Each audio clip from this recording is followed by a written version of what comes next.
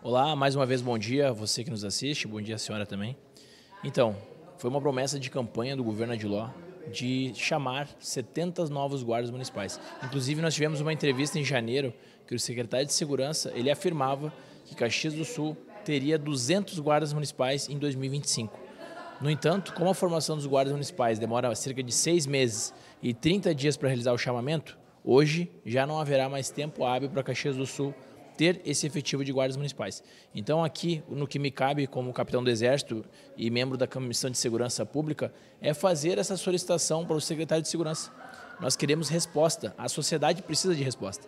Também aproveitei meu espaço do Grande Expediente para falar a respeito do local onde está o quartel da Guarda Municipal. É um local totalmente equivocado.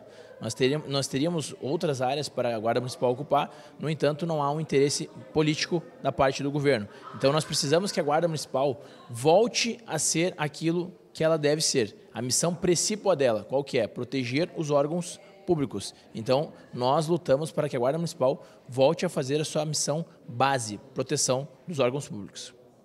Muito obrigada, vereador. E a gente passa agora com o vereador